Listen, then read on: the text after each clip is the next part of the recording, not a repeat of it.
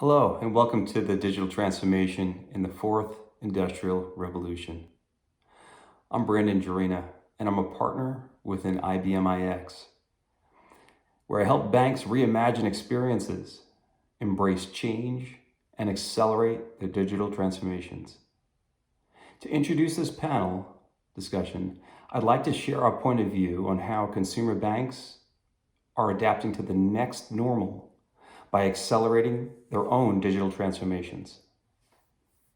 First, I use the term next normal rather than new normal because significant disruptions are becoming a part of our business lives over the past 20 years. Whether it's economic crises, climate change, cyber attacks, and any other forces that really had us adapt and adjust our expectations, we think it's important to approach what comes after the current pandemic as the next normal in a pattern of ongoing global change. I've been discussing this impact of next normal in consumer banking with our clients for over a year since the beginning of the pandemic, and one point has really become clear. Consumer behavior and expectations have changed, and that's driving an acceleration of the digital transformation that was already underway in our industry. That means branches that were the foundation of a brand identity and customer experience are now empty, sitting as shells of their former selves. By most accounts, foot traffic and transaction volume are down more than 60%. Nobody expects that to fully recover. Customers have been trained now to use digital and direct channels, whether it's using their Peloton at home, watching Netflix, or ordering their meals via DoorDash. There's a different expectation. And this shift in consumer behavior is really more important now for acquiring and serving customers. All of our banking clients are investing in digital channels to embrace self-service capabilities and to reduce contact center call volume. Also in the data and analytics to personalize omni-channel experiences at scale. And that includes the digital as well as over to the branch. So as you're thinking about this approach to branches, closing some, cross-chaining some staff, and shifting the focus towards advisory services, it's really expectation that we're going to see new branch designs with tablets, tablet-toting concierges to greet us, personalized touchscreen kiosks, and private meeting pods. At the same time, some of our clients have realized that if the customers don't return to the branch, a significant source of profitable revenue will go to other channels. Customers who used to walk in and ask for a loan without shopping around now approach the bank through its website or mobile app. And when that happens, it seems inevitable that more customers will shop around for price and better online experience. So now that the bank has to compete for the customer who used to be captive at the branch, fintechs who can do one thing and do it exceptionally well, product specialists, and digital natives, they all offer competitive deposits, payment, lending services, all with a sharper pricing and better customer experience. So while banks need to upgrade the branch customer experience, they also have to reinvent the sales and servicing platform. That includes the underlying customer value proposition. If they don't adapt it, it'll be too difficult to hold on to customers in the face of intensifying digital competition. And so, as we prepare to emerge from the pandemic into a possible economic boom, what can we expect from the next normal? Well, one thing's for certain, the next normal will require focus and rapid adaptation. One US bank CEO I spoke with recently shared that his top priority right now is preparing for market reentry. And while he must continue to serve clients, all of that while he must really continue to serve clients under the pandemic restrictions and drive digital transformation. That's hard to do, that sort of two-speed model. Judging from the huge volume of credit card applications that I see in my own house that are coming in the mail, US banks are expecting a wave of economic activity in the coming months. We may even have some long lines at branches. So, in closing, digital transformation is not about moving from expensive physical locations to more cost-effective digital channels, but it's really about leveraging the capabilities of digital to become more agile, focused, personalized, efficient, and also be effective in what the next normal will undoubtedly require in banking. Now, I'd like to introduce the moderator of our panel discussion on the fourth industrial revolution, Rahim Beyah, who's the Dean and Southern Company Chair in the College of Engineering at Georgia Tech. Thank you for joining us.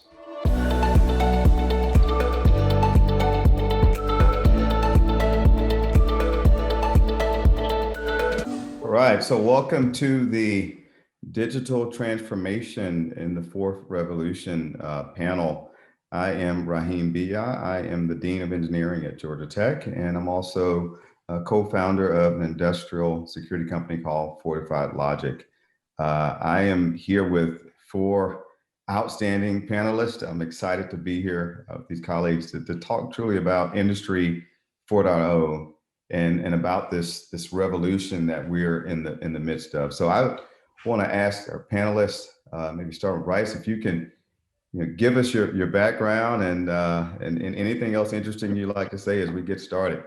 Yeah, absolutely. Thank you. So I'm Bryce Gartner. I am the principal of the digital advisory group at Cherry Bekaert. I focus on our digital platform and analytics, working with companies all over the world, helping them take advantage of what they're trying to do around Industry 4.0, how they put analytics into play in that.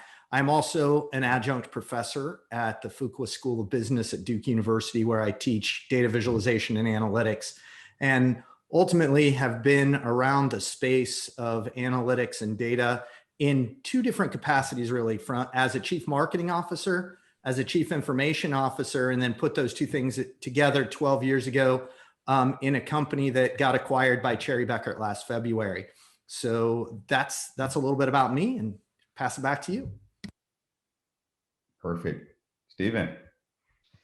Thank you so much, Rahim. My name is Stephen Ichafa, and I'm responsible for deploying data center network infrastructure capacity for Google and in ensuring the network capacity is delivered on time and in the locations that meet the customer needs. Additionally, I'm responsible for leading and executing diversity, equity, and inclusion, grassroots and programmatic efforts, basically ensuring that all Googlers feel a sense of belonging and can thrive to their fullest potential. I'm really excited to be here to talk about the fourth industrial revolution. Thank you, Rahim. Thank you. All right, Wilson. Thank you, Rahim. Hello, everyone. My name is Wilson Raj. I'm the Global Director of Customer Intelligence at SAS, which is the largest independent software vendor for business analytics. I'm particularly responsible for the global marketing of the customer experience or marketing analytics side of the business. So really helping brands make best use of their data to transform that data into intelligence. And I'm in the marketing space all the way through, and looking forward to the conversation with all of you, and hope to bring a sort of a CX or a customer experience perspective to some of the dialogues here. So great to be here. Perfect. All right. Last but certainly not least, Vinay. Thank you, Rahim. Great to be here. My name is Vinay Srihari. I'm a field CTO at Snowflake. So what that means is I sit between the product and the field organizations. And so really two goals, being the voice of the customer with our internal product organization, making sure that our plans for the product and our vision for the product align with what our customers need. And on the field side, making sure that the technology actually brings value and is deployed and has the required benefit that our customers need. So sort of keep a leg in both those homes. And my background is I had a 16-year career at Oracle as a relational database, sort of a deep technologist there. And since then it's been smaller companies, startups, and we're always in the data space. So glad to be here. Perfect. So I've read a number of definitions regarding the fourth revolution and Industry 4.0, and I know it means different things to different people. And I'll ask you all to, not necessarily in order that we just called, but I'd love to hear from everyone on the panel. What does this Industry 4.0, what does it mean to you? What in your space, from your perspective, how do you define it? Whoever wants to jump in. I'm trying not to be like I am normally in class, which is calling people and now the students actually turn the camera off, and I guess that's equivalent to sitting in the back of class. But anybody wants to jump in, feel free. Yeah, I'll kick it off. Happy to do that, Reem. I'm sure some of the others will have sort of more broader definitions. For me, the fourth industrial revolution, leading off of the third that we all recognize is the internet revolution and the microchip and the sort of the processing revolution. I think the fourth is really about bringing that to solving human problems, to solving and to thinking up new ways or new ideas, enabling new ways of collaborating. So data collaboration for me is the theme. And of course, it's what we do a lot of at Snowflake, what I do in my day-to-day job. It's about ways of taking the siloed data sets we all have, those valued pieces of information, the new oil, as it's called, data. The problem is that it still lives in its own silos, in its own cylinders, and getting people to share data has a lot of risks, and there's the trust factors. There's a lot of reasons why people don't like to share data. But I think in order to take technology to that next level where we can solve real human problems, both in the public and the private sector, we've got to figure out how to be able to collaborate with data, and that's where I think technology really has to help, and rather than hinder, as it does sometimes do. So there's a lot to unpack there, I think, with this fourth revolution. But I think we're all agreed that we're just getting started on this. So I think it's going to be a fun ride.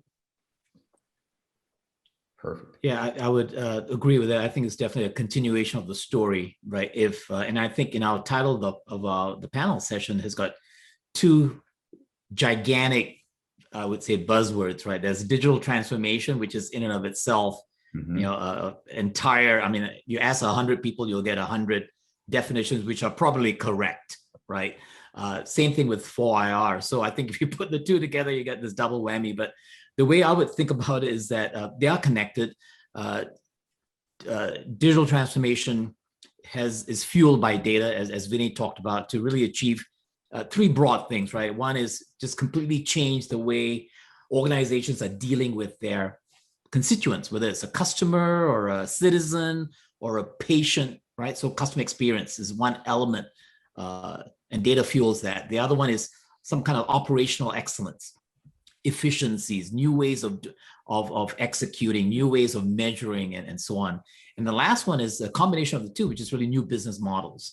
And we're seeing a lot of that with digital transformation. Now, digital transformation to me is a subset of the fourth industrial revolution, because that's where everything comes together. It's the fourth IR is the ecosystem where there's a huge impact technologically, sociologically, financially on not just consumers, but people, society, the way we live, the way we work, the way we interact, the way we do commerce, the way we do recreation. And everything is accelerated, more immersive. And obviously, there's some defining technologies in both. And I think they share some similarities, but things such as automation, right? AI, immersive tech that we see all over the place. We talked about now the blockchain, right? For trust and privacy or accountability is another one. IoT is big. Sensors, drones. So those are all technology elements of both, and particularly fourth IR. And I think the question to Vinny is, so what do we do now? How does that change us as consumers of fourth IR, but then as organizations delivering that, how do we think about it and exercise that with balance and some forethought? Yeah, I think Wilson and Vinay, you're absolutely right? So at the application level, and looking at the data that needs to be consumed in order to provide these sorts of benefits, underlying all of that is the network infrastructure, right? So at Google, we're trying to push Google Cloud, and thinking about the fourth industrial revolution is how can we get to every single customer access to a supercomputer? Because all those things that you just talked about have to be done, have to be processed in a supercomputer. So it's about moving the network infrastructure closer and closer to the edge so we can get it closer and closer to the customer, to the consumer, to the government agencies. I think the fourth industrial revolution may bring a situation where you start seeing data centers, not only closer to the edge, but think about, let's say, a McDonald's or a Starbucks and replace that with a data center. I mean, I'm not saying that's what's going to happen, but that's the kind of revolution we need to drive all this digital transformation that you talked about. Mm-hmm. Yeah, I of course agree with all of you because you are all a really smart group of people. The way that I try and simplify it down when we start to talk about this is it is so data centric. And it is so technology centric when we think about the fourth industrial revolution. But I think about it as, in the different elements of the other revolutions where we added different types of power, we added different types of automation with robotics and things that we added in the third. When I think about the fourth, what we're trying to do in those previous revolutions, we were doing things to improve the human condition of what was happening in industry and their interaction with industry and their production. And so when I think about it, I think about how data and the technology that's enabled today really helps us add the component this time around isn't about a different power source or a capability. It's about adding intelligence to the situation that augments the capabilities of the people who are having to act in those situations, whether it's in the context of somebody who's manufacturing something and improving the efficiencies and the capabilities and the consistency and the resiliency of the supply chain, or when it's in that customer experience and what happens at Netflix, for example, when we get a recommended pathway of what we might enjoy watching. We're trying to leverage intelligence in the fourth industrial revolution to have a positive impact on the people that have to interact with that technology to deliver what industry is trying to do. That's great. I love what you said there, Bryce. Because I think what Stephen, with the whole data center stuff and Vinay, right? Maybe we should just rename this the fourth intelligence revolution, because that's what it is. It's bring the data centers, bring the infrastructure. And then, of course, data isn't anything without the analytics, right? To be able to uncover those insights. But then that's not enough either. And there needs to be human interpretation and judgment. We can definitely have a nice conversation on whether, it's all AI or human, or is it both, right? And, we can have a debate on that. But I think it's really the intelligence takes front and center in terms of how we're going to solve a lot of these problems, right? Both in the moment and also at scale. No, that's great. And I was actually going to go exactly there, Wilson, which is, and kind of on following up with what Stephen said, which is, hey, this infrastructure and networks, and then we also talked about sensors, and so I have, let's say, the technical capability, and I get all this data. I'm a company, but and you just touched on it, but what's next, right? I spent all the money. I got data, I got sensors all over everywhere. I have infrastructure. I've converted my Starbucks. Well, no, I'll keep my Starbucks. I converted McDonald's to a data center. What do I do with all this data? And I'd love to know if you've seen, not specific companies, but maybe types of organizations that's kind of managed this revolution better than others. Well, I'm going to take that one first if I can, group. Yeah, I mean, go for it. first you drop it all into Snowflake, so we keep Vinay happy on Just everything. a commercial. There we go. Right. But from there, really, I think it's really going to shift. And I was sitting down not too long ago with the head of the chief data officer at Ford Motor Company. And I thought they really talked about a shift that they were making in shifting knowledge capabilities and intelligence capabilities to the people who were making decisions and how they even approached that, right? They recognized that they had people who had vast amounts of knowledge that needed to get involved in the structure of the machine learning systems because they had the knowledge of what actually was happening on the ground. But then they were also the ones, to Wilson, to your point, that by integrating some of that so it got more consistent in delivery and made some of the decisions, but it made them to a point that supported the people, the knowledge workers on the floor whose jobs shifted. They didn't go away, but they shifted to making higher level decisions, to decisions that had more of an impact on the business, that gave them the capability to get out of some of the rote work and into more of the decision making and into things that could have a significant impact on how their employee experience was, and then ultimately how that ultimately delivered out to the customer. And I felt like that is a way that as we think about this, as you replace it, it's going to cause a dramatic shift in how people approach the work that they do.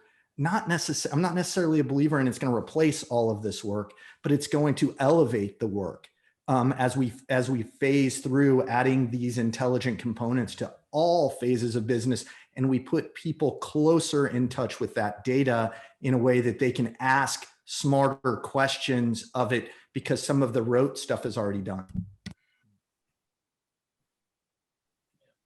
Yeah, there's an example that I wanted to share here on sort of early on in the pandemic. I think it was in the April timeframe. There was a theory floating around that with higher temperatures and higher humidity, the virus would disappear. And it's like so that was the great hope, right? June, July, hot weather, like the flu, it just magically disappears. And all of the tropical countries, I come from India, so everyone was like, okay, we're going to be seeing this first because our summer actually starts a little earlier, and so this dip is going to start. So one of our customers in the public sector, a research institution, wanted to actually have the data to try and figure out if these trends were in fact happening. So there was an amazing partnership between Weather Source, which has which tracks humidity and weather on a minute by minute basis across the world, and a group out of Eastern Europe, a company called Star Schema, that was in the process of aggregating information from every world government, the WHO, Johns Hopkins, New York Times, all of the in-country sources, reliable sources of hospitalization, of infection, put that all together into a set of tables and views and update it on a hourly basis or as soon as they had reliable information. And then, there was sort of a consortium formed, and very quickly with some really cool analytics tools, they could show that in fact, there was no difference whether you were in a Arctic latitude or an equatorial latitude in terms of how your cases were trending. And, that sort of, from a data perspective, started putting an end to that, to that theory, although people still kept, sort of talking about it. But at least it was an example of data for, to sort of having all that data at your fingertips, which would otherwise take you a really long time to even get to, and then upload to a system and then share with everybody, being able to do that. I thought that was incredible. That all happened in a matter of weeks. So, right. And I think of IR 4.0 right there. And I think, Vinay, you touched on something really key, right? So decisions have to be made, predictability, proactive measurement of things so that you can respond. And I think that's where the fourth IR comes with accelerators. So we talked about data centers being in every location, talked about access to a supercomputer, but now we have supercomputers that have accelerators, the tensor processing units that Google developed, for example, where you have custom hardware for machine learning and research. This is what really unlocks the potential of fourth industrial revolution, to speed things up so that as we respond to pandemics like what we've been through the last year, these TPUs can process that information and spit out predictions. And I think that's where the power of the fourth industrial revolution will be harnessed, is the improvements in technology, the development of these units, processor units, the bringing together of this data in these processing units to unlock the potential because of the technology we've been able to unlock through TPUs. I think that's going to be key. Right. I completely agree. And I tell you, I hate to be Raheem Downer. I guess that doesn't go that well, but as a security person, I tell you, I'm excited about all the things that we can do, and that this the fourth IR is going to bring. But I'm also paranoid about the data integrity, paranoid about the AI algorithm, and things like bias, right, that we know that exist in the AI, and just the privacy of individuals. So I on one hand, I hear about all this promise, and I love the story that you just told, Renee. It's like, this is, and it's very actionable. This is what we can relate to right here in the midst of this pandemic. But I couldn't help but think, wow, what if somebody, mucked with that data, and it was very different. So I love to get, I know I throw out a lot, but love to hear your responses to privacy and bias and integrity of data and all this as we start to trust these systems so much more. Yeah. Hey, Rahim, I think your response, maybe I suspect most, maybe all of us on the panel, we have that, it's a tension between, as a consumer, right? The personalization that we crave and we want, but then also the privacy concerns. And actually right before the pandemic hit, so this was late 2019, we had done global research on the future of customer experience. So I'm coming from a consumer experience perspective as it relates to digital transformation. And it was 6,000, worldwide, but 3,000 marketers and 3,000 consumers.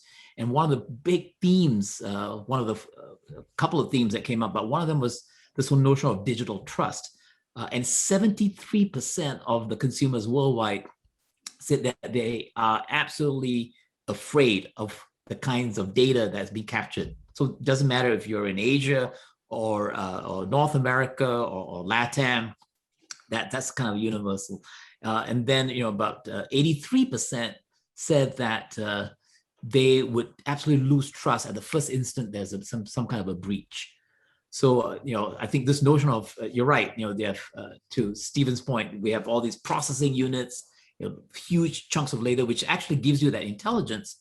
But then part of the, I guess the mandate is also to figure out, how do we govern, how do we steward, maybe there's a better word, right? Not just secure, but there was stewardship responsibility for any organization, taking advantage of these automated technologies, and to be able to protect that trust. So it's a balance, and then how you communicate that back to users, right? Hey, Rahim, this is what we're collecting, things about you.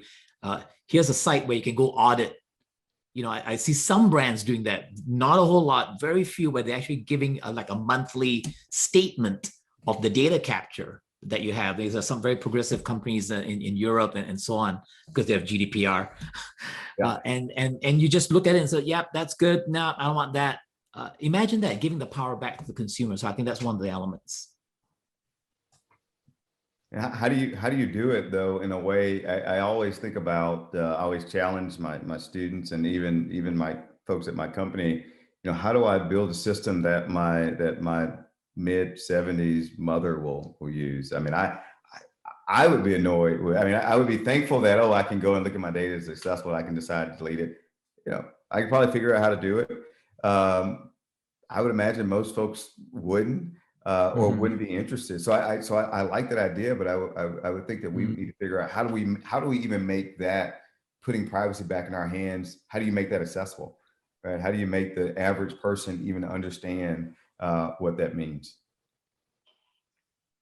I think that that's a lot to put on the consumers, right? We're in this space, so I can tell you, I have 100 passwords to 100 different sites because they have 100 different requirements. There's no way I can keep track of all of those, right? So I don't have an easy answer to that one, but I do believe that companies cannot absolve themselves of that responsibility. You talked about ethical AI. It has to be a core part of what a business does. As they build a product, as they allow consumers access to all this information, as they collect information from customers, part of that information collection or information provisioning has to have in it a core value of these are the ethical standards by which we're going to uphold ourselves, and there has to be a way to govern those standards. So it's a tough question because generationally you have some folks who are okay with it, save the password on the browser and I don't want to know what the password is. Then you have others who want to maintain a running log of the passwords. There's too wide a net to cast to catch all of those. I agree, Stephen, completely. I mean, I think the SaaS companies, that's the AA SaaS companies like Google, like Snowflake, like Salesforce. We have these controls, right? Because we're managing other people's data all the time, so we're audited, we're always tracked. We've got certifications to prove that nobody can actually look at the data. So this is what we live and breathe. But I think in some sense, every company is a steward of data today, right? Because yes. Even if you're not a quote unquote SaaS company, you're not a managed service provider. You provide a piece of software that somebody installs in their own data center, maybe in that converted McDonald's. But regardless, you're still managing data, and to that extent, you need to have the same level of controls with your employees. Whether they are whether it's accidental or whether it's sort of malevolent, or it's an inside actor or an outside actor. That needs to be the standard for any company now, because you have customer data. Mm-hmm. So you've got to have that same level of control. So I think the SaaS companies perhaps have a role here to play to kind of make public what they have done, public in the sense of the processes that they follow, not the exact security steps that they use, but the processes that they follow, so that this can become as you say, don't put it on the consumer. As a technology company, you have to do it. But I think the other side of the challenge is you can't hinder innovation. So you have to do this in a way that you can still bring out that new product, that new feature, that new capability that provides value.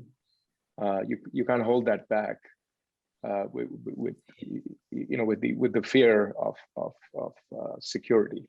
So it's striking that balance, and finding those solutions that can allow you to do both. I think what Apple did with pulling out third-party cookies from iOS devices was a bold move. It's a tremendous move. I think it was done despite all the pressure from all of their most popular apps, Facebook and so on. All of the different apps that run on your Apple devices now. There's no more third-party cookies. I think that's the kind of leadership, and I think the move you need to see across the board. Right. Yeah, and to your point, that puts the onus back on that stewardship, right? At SaaS, this is the 1A. I think that that governance goes also to the algorithms, the model governance. So absolutely, because and I think Stephen, you're right in there, and same thing with Bryce, right? From an analytics perspective, those models degrade. Something that's relevant now, a week later is out of whack because conditions change. But yet, from some of our customers, they're using the same segmentation models basically every year. It's crazy. And these are big retailers. So, in fact, what we try to do is at the algorithm level, right? The analytics, the AI, the machine learning, there's also transparency and governance in terms of, are these models still valid? Is it giving the desired result? what's going wrong, and then exposing any kind of anomalies to the data scientists to say, all right, I need to check on this stuff to make sure that I'm getting the right kinds of results. So I think you're right that digital stewardship or guardianship has to extend all the way through, right? Even if you're not just you're doing cloud services, but every aspect of that business. Yeah, I just like to echo that, and not, Raheem, not to be on your side and be the negative guy, but that one of the challenges, and it is incumbent on all of us to understand the ethical components, just the governance components of what we're thinking about, because at the same time, I think the other part of Industry 4.0, if you will, is there's a sprint. Everybody is sprinting to do the next best thing faster and faster and faster. And a lot of times what gets missed in that is the governance component, right? We're on to the next 12 things, and the governance part of that, and having the processes in place and the models and the discipline to do exactly what you described, Wilson, of having the governance over the models, having the governance over the data, and making sure that goes there is tremendous. It requires a tremendous amount of discipline from the organizations, because there is this how fast can we get somewhere mentality right now around AI and machine learning and all the data components. I think the other piece of this that I wanted to add goes back, Raheem, to where you started with this is, the other part of this equation is you now have cybersecurity, all the big companies were all part of larger organizations, all have to deal with that, right? And they have a lot of people who are dealing with that. But as we all know, a lot of innovation starts at smaller companies. And when you think about smaller companies and the level to which they're having to try and play in that space, is trying to figure out how we help them understand that. One of a client that we were working with, not in the cybersecurity space, but in the analytics space, they were talking about, and this is a small, $25 million company, which isn't even the smallest companies, right? But $25 million company, talking about the number of attacks that they had identified because they had put a big emphasis on cybersecurity, just the number of breaches that they had thwarted in their structure. And you think about that, and you think about the resources that they have and don't have, and how important and how much more important that's going to be as we continue to evolve these components. Yeah, I completely agree. And I want to stick with you for a moment and switch gears just briefly to, you touched on this earlier, but I think we should go back to it. It was workforce. And, everybody's been promising me a 4-hour work week for the last 40, 50 years. And for some reason, they missed a couple of zeros, at least one. So what are your thoughts? I mean, we have lots of automation that really is coming, and it's coming quickly, as you said, with the sprint, and they're accelerating. How is this going to affect the workforce, the folks that are out there that the PLC is going to replace? I'll go first, but it's not going. I'm not a believer we're ever going to get to the 4-hour work week. We might get to the point. In my mind, I think one of the things that's happened, and I read somewhere, can't remember where it was quoted, so I won't misquote it, but they're talking about that, how the pandemic accelerated a lot of the technology in this being forced into this work from anywhere scenario, how that advances some of the other things that we weren't even thinking about relative to, like, that weren't top priorities relative to 4.0. But in my mind, I think where we'll see a shift is we will be able to add some of that intelligence to the level to where we will not be as bound to location or being in person or on premise, or even in manufacturing to some degree, where we'll be able to get ourselves a step removed from that, which has pros and cons, right? As we've all seen through the pandemic, it's like, hey, I'm going to get to spend a year and 3 months at home. Doesn't that sound like a good idea a year ago? Well, now it sounds like a very different proposition. And kind of in my mind, because what we've seen in talking to clients as we've helped them through that is really the line has gotten even further blurred on when work ends and when work when it begins and ends, because now I can do it from anywhere, anytime, any possibility. And so I see us as adding intelligence to help us be better in decisioning, being more efficient. But in this, at the same time, we have those demands I just talked about that are concerns of trying to get further faster, which keeps that period of time we're working at about the same. So. Mhm. So it's really interesting, Raheem. I want to tell a short story. This is not the first time we've seen something like this, right? So in the book, Tools and Weapons, The Promise and Peril of the Digital Age by Brad Smith and Caroline Brown, there's an interesting chapter about the day the horse lost its job. And basically they reference that once upon a time, you had volunteer teams of men and boys pulling fire engines. And then in the mid 1800s, primarily due to an epidemic, that became the job of a horse, right? So the horses were pulling fire hoses for a long time. And then technology drove the horses to be replaced by automobiles, right?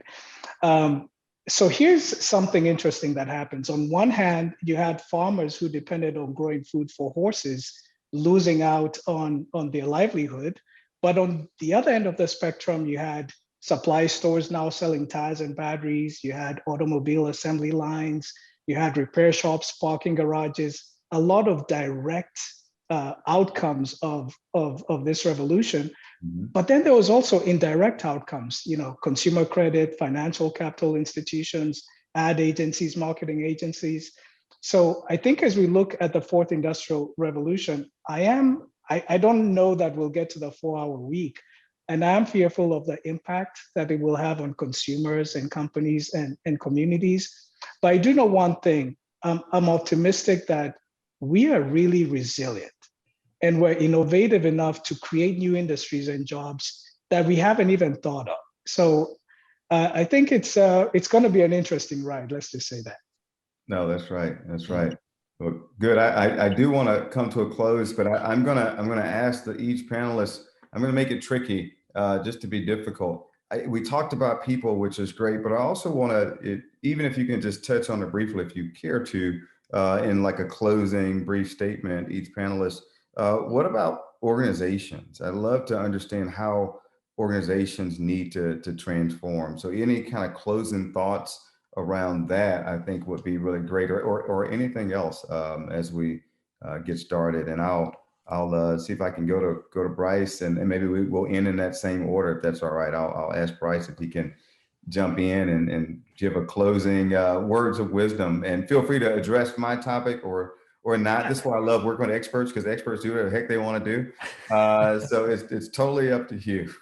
No, I think that's a good way to look at it. I think organizations are really going to have to prioritize. I think as they look at where they can add intelligence into their systems, whether they're in manufacturing, whether they're in marketing, whether they're in healthcare, they're going to have to prioritize where that goes, where it can have the most impact on their people, and where the technology supports what they're wanting to do. And that intelligence, they're going to have opportunities everywhere, but where it can make the most impact and where they ask those critical questions about what the impact they're looking to do, is going to come down a lot to what those businesses represent. Do they have certain vision? Do they have certain missions that they're trying to accomplish beyond the profit motive? Beyond those things, how that plays in is going to drive some of those intelligent decisions that they're trying to make. Perfect. And Stephen. I would say embrace the change. It's coming, so don't be fearful of it. Embrace it. But I would also point out, be very intentional in bringing your employees along with you, whatever that means. If it's training, such that there isn't that big of a gap between where your company is heading technology-wise versus the capabilities of your employees because you've left them behind. Love it. All right, Wilson. I believe that the organizations, just like the individual, and Stephen talked about, the impact on the workforce or the individual, will have to reimagine the future. And I say that in a way that means reimagine the operating model, both from an organizational perspective and from an individual perspective. And I do believe, not just because I'm a marketer, that this notion of empathy and emotion is going to be even more important in 4IR, simply because of what we've seen in the pandemic. A lot of innovation happened simply because we want to be able to make things easier, valuable, helpful, which is exactly what, fourth IR, I think we said in the beginning, is all about. So using AI to really offload all those cumbersome tasks, like, if it's markets pricing and aggregation of data and price optimization, all those kinds of things, but then leaving the human being to say, how do I connect with at an individual level, both internally, but also with my customers, and provide value and help along the way. So that's my thing. All right, and Vinay. I think what we noticed during the course of the pandemic at Snowflake, we had launched our Snowflake data marketplace right around January, February timeframe. And this was all about having a place, the idea was to have a place to exchange data, kind of, your app store for data was the idea. Started off with maybe five or six. We've got over 300 major providers now. And so what we noticed was that consumers kind of rule, really. I mean, when they demand that it's easier for them to move between technologies, companies get in line. I recently heard that two of the largest online music subscription services are now sharing data on artists, so that when consumers move between the services, they get the same artist profile, the same concert schedule, mostly online, but hopefully in person soon. So this is competitors who are sharing data in order to make the consumer experience a lot easier. And I was reading a World Economic Forum report where the term fourth industrial revolution was coined, on how business to business sharing has gone up from about 5% to almost 20% in the last 3 years between competitors. So they actually looked at two leading competitors within a space doing almost no sharing, but now getting to the point where they're sharing almost 20% of their data for the good of the consumer. And I think that's where, sure, I mean, trust, I'm completely with you, Rahim, on the importance of trust and security. But I think if we have this goal in mind, and we know what the anti-patterns are, we can use this great technology we have for that goal. No, well said. And I tell you, my wish, if you will, is that we really are thoughtful about building security in and not necessarily have a repeat of the internet, right? Where it was just this amazing innovation that has changed the world forever. And yet we got to go back and bolt on SSHs and encryption and all these other things that we never thought about. And so I think we do have the opportunity. So when I think of machine learning, I think of adversarial machine learning with everything, and not just solely trusting data. So my wish and hope to all the folks who are out there in the fourth hour space going through this is that they actually think about security every step of the way. So good. Well, this is exciting. I learned a lot, again, hanging out with you gentlemen. I really appreciate your time, and I hope that the viewers out there have had a great time and enjoy the rest of your sessions.